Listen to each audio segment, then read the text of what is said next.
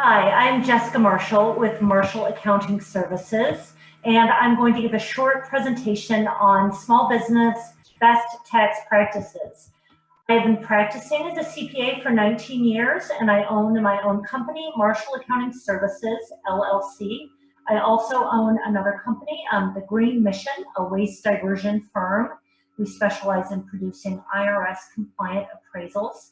I am an adjunct tax and accounting professor in the workforce training program at Germanna Community College, and my courses include a CPA's Guide to Small Business Success, Introduction to Accounting and Bookkeeping, Taxation for the Individual and Small Business, and we will be starting a personal property appraisal course. I am a member of AICPA and VSCPA, and I live in Fredericksburg, Virginia with my husband and 5 children. So over the past 19 years of being a CPA, I see the good, the bad, and the ugly. And I'm hoping that I can share some insights for small business owners as to some pitfalls to avoid and some best practices to adopt. So the first pitfall to avoid is refusing to hire an accountant or a bookkeeper.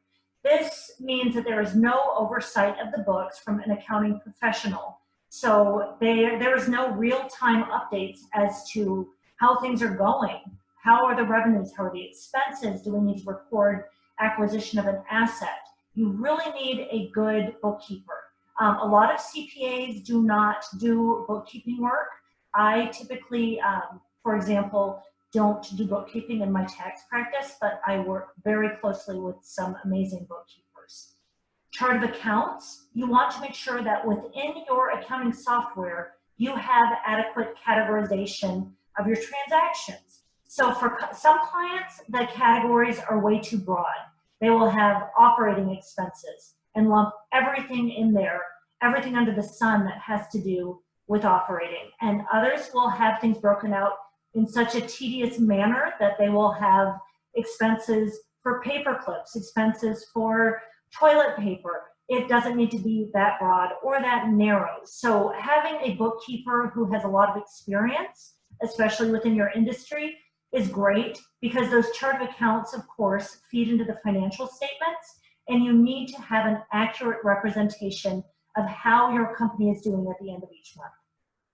Accounting software uses underlying double entry accounting, and double entry accounting is something that I had to get a master's degree and pass the CPA exam to fully understand.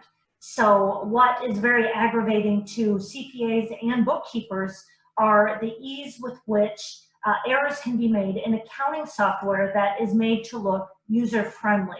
If you don't understand the underlying double entry accounting that is going on underneath each captured transaction, each check that is written, expense, recording of the asset, payments of principal broken out into interest and principal. If you don't understand those accounting terms in the underlying entries well enough that you could journal entry your way into those transactions, it is definitely time to bring in a bookkeeper. So find a good bookkeeper, and their cost will far be outweighed by the benefit. And also remember to pay yourself in time. So if you're spending 10 hours every month doing bookkeeping because you are an engineer and you don't have accounting experience, you may be able to find a bookkeeper who within an hour or an hour and a half can do the same amount of work. And that's a great cost-benefit analysis to do. So accounts receivable. These are the lifeblood of the business. The first duty every morning for a business owner is to check on receivables and make sure that these are being collected. You need to review the aging to determine write-offs, and these write-offs need to be seldom. If you are constantly needing to write off stale receivables, then it's time to examine your invoicing terms. In some industries, you certainly are required to offer some invoicing terms, and it's not all payable on demand, but really examine this closely with your accountant to make sure that you are optimizing terms and review those agings all the time to see who owes you. Accounts payable is after accounts receivable every morning, make sure that your payables are getting paid on time. The relationship with vendors are critical. Thou shalt not stiff thy vendors. This is a closely connected world, and people who stiff their vendors, other vendors find out. And you don't want to be unpopular in the business community and not have anyone who wants to work with you. So keep the communications lines open, especially right now during a COVID outbreak. If you can't make your payments, call the vendor, talk to them, let them know when you can pay, and make some partial payments if possible. Do not be selectively cheap. Again, in an integrated world, people can easily do a search on Instagram or Facebook, and you may claim that you have no money for your vendors, but you had enough to go on a trip to California with the family, where you're off partying every night. So don't be selectively cheap with your vendors. Only enter into contracts that you really are able to pay and pay timely. Commingling business and personal expenses. This is a huge one. And before I take any tax client on, a business client, I make sure that they are not commingling business and personal expenses. If they are, it has to stop immediately. This is perhaps the #1 issue among small business owners. The IRS frowns upon this. It is an audit nightmare. If you get audited and the IRS goes back through your bank accounts and finds that you have commingled your business and personal expenses, they can go back and find a single expense that you classified as business, which was actually personal, and they can assume that many of your other business expenses were personal. You have to have separate bank accounts and credit card accounts. Open them, keep them separate. When you do make a mistake, just reclass it from business to personal as an owner's draw, and try not to make the mistake again.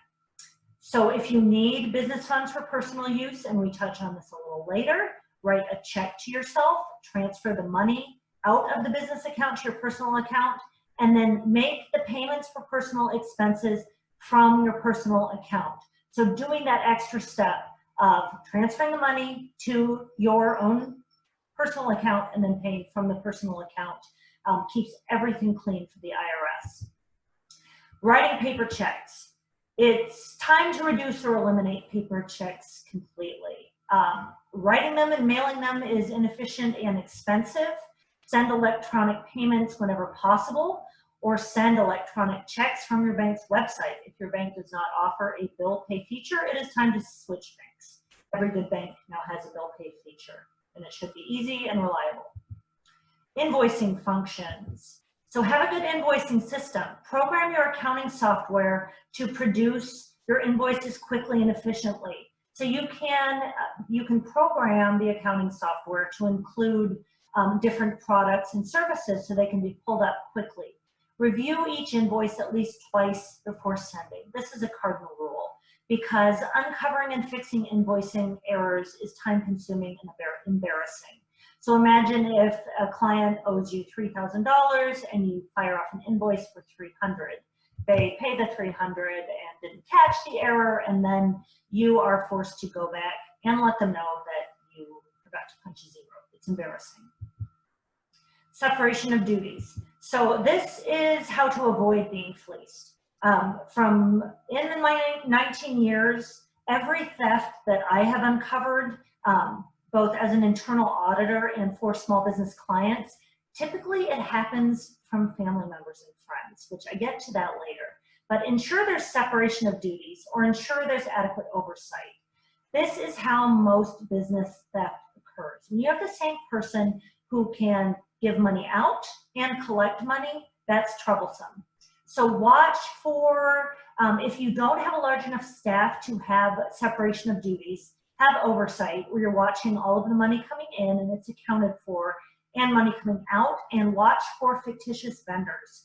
Often internal accounting can create fictitious vendors that are being paid without you knowing it, and it's really going to them. They've created the vendor to be them. So watch for that. Hiring family members or friends. This is another area that I see all the time, especially in small businesses. Sometimes it goes fine, and congratulations to those clients who can do this, but there are many who can't. Like I said, thefts often happen from family members or friends. There's that element of trust, and the business owner feels guilty on double checking their work and making sure that everything is being done correctly, so thefts can happen. Only hire your family or friends if you are okay with your personal relationship being potentially altered. And that altered could mean ended. If you need to terminate the employment of a friend or a family member, I've seen rifts in families that have gone on for decades simply because they chose to hire a family member or friend.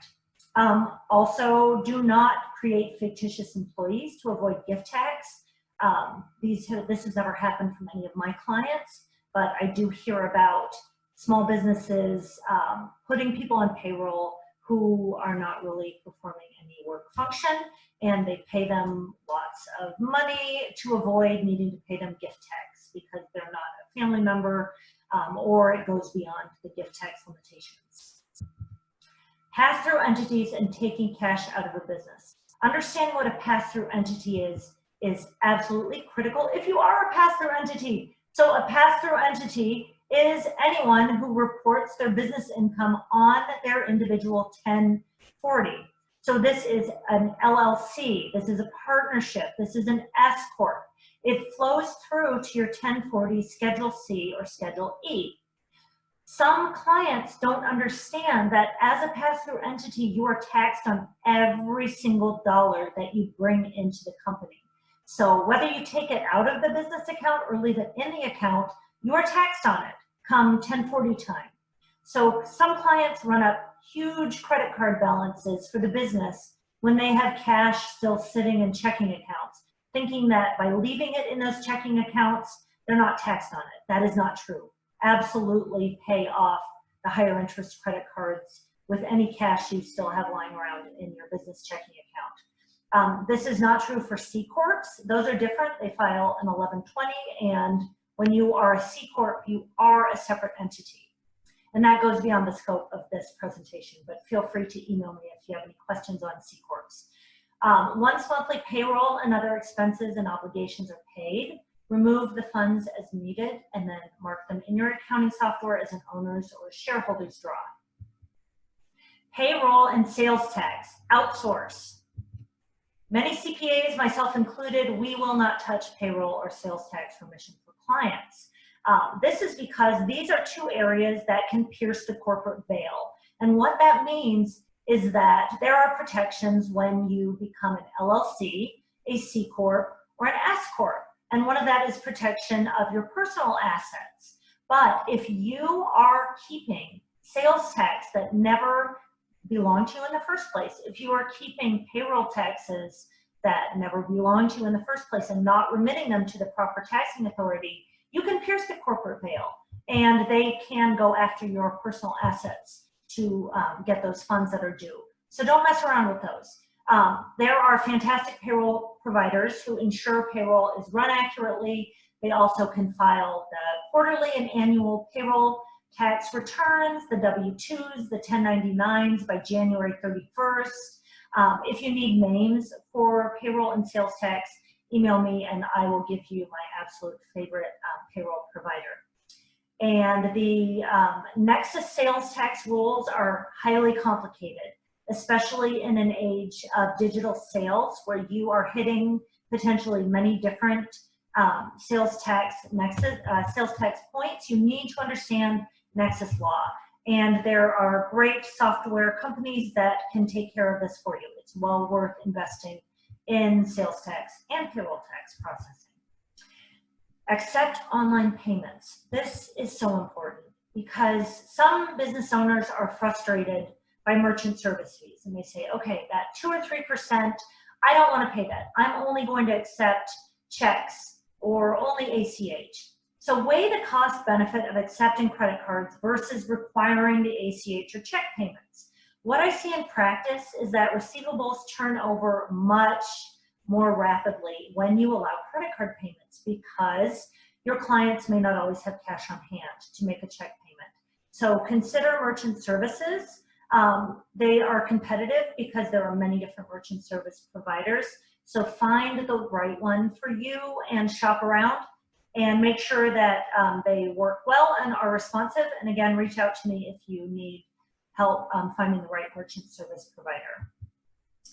Carrying credit card balances. Find a business credit card. So finding the right business credit card is great. There are great rewards, and you need to absolutely take advantage of these. You don't leave that cash sitting on the table. You don't leave the cashback rewards that you could have. The key is you have to absolutely pay off by month end. If you are overwhelmed with credit card debt and you are paying huge amount of interest expense each month for your business, reach out to refinance debt through a line of credit or small business loan. And again, I work with a lot of great small business bankers, and I'm happy to give you a recommendation if you message me. The 1099 versus W-2, or the proverbial duck. This is an area the IRS is cracking down on more and more each year. So a W-2 employee is different than a 1099 contractor. And how you classify them fits the proverbial duck test. Looks like a duck, quacks like a duck, walks like a duck, it must be a duck. So if your contractor looks like they should be an employee, that is troublesome, and the IRS will catch this. Some questions to ask. Do you have control over the person's work and their schedule? If so, they might need to be a W-2 employee. Do you provide all necessary tools, equipment, computers, phones, etc.?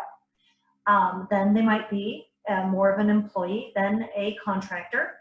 And the different tax treatment is why this is so critical to know the difference, because a 1099 contractor is responsible for paying their self-employment taxes when they file their 1040. So they pay the full 15.3%. But there are, there's a 1/2 self-employment deduction, and there's some others, and I'll get into that a little later in the presentation. But a lot of employers don't want to hire W-2 employees because there's a lot of taxes, there's a lot of reporting issues, there's unemployment issues if they leave the company, but you really need to make sure you're classifying accurately. So self-employment taxes, this is going into what I was talking about in the last slide. I have so many clients who really, truly believe that they are being fleeced when they file their 1040, and their pass-through taxes are so much higher than what they believe their W-2 friends are paying. Let's go through this. So pass-through entities pay their Social Security and Medicare through tax form 1040, like I said before. A W-2 employee pays 6.2% Social Security tax on earnings up to $132,900 and 1.45% Medicare, with an additional 0.9% for higher wage earners without limit. W-2 employees do not feel these taxes because they never see these funds in the first place. They are notated on the pay stub, but you don't ever see them hit the bank account. So this is part of where the feeling of being fleeced comes from. So the self-employed pay 15.3% self-employment tax. So they pay both the employee and the employer portion. However, there is a deduction of half the self-employment taxes from net income, plus under the Tax Cuts and Jobs Act, there is a provision for 20% qualified business income, the QBI deduction, and there are some limits to this for higher earners in specialized service, trade, or business, which of course they threw accountants in there along with doctors and attorneys because we didn't have enough people lobbying for us, apparently. So being a small business owner, you do have the QBI and you have the half of the self-employment. It doesn't come out dollar for dollar. So you have to understand how the 1040 works, but those two together work to offset quite a bit of that the self-employment taxes. Self-employed individuals get small business tax breaks that W-2 employees do not, especially in light of the TCJA and removing the miscellaneous itemized deduction from the Schedule A. So small business tax breaks, just to name a few, there's the special depreciation allowance, the mileage deduction, the home office deduction, lots of business expenses that you can deduct. 179 depreciation tax treatment. The list is really extensive. And there's a lot of benefits that you get as a small business owner. You need to know what these deductions are, and you need to conference with your CPA to make sure you're staying on top of the record keeping, to make sure you can take the deductions. As well, I wanted to mention that S-Corp tax election can further reduce self-employment tax, because this breaks out a component into W-2, where you pay just like you are an employee of your own company, and then additional pass-through income can actually come through the Schedule E devoid of self-employment tax. S-Corp tax treatment and election is much more complicated than I have time for in this small presentation, but feel free to reach out to me if you want some information on the pros and cons of electing the S-Corp taxation status. Finally, I stay in my lane as an accountant. So I have a master's in accounting and I am a CPA. I'm not a mechanic, interior designer, architect, financial advisor, engineer, marketing director, and I currently have a broken windshield wiper and I have no idea how to fix it, nor do I have any idea even how to order a replacement. That's how inept I am at fixing anything having to do with cars. So find the right bookkeeper and the right CPA for you, stay in your lane, do what you do well, and let a good CPA and accountant take care of your books and your accounting. You can reach out to me at this email address below and visit my website for any future articles and presentations that I do, and always reach out if you have any questions. I'd be happy to help. Thank you.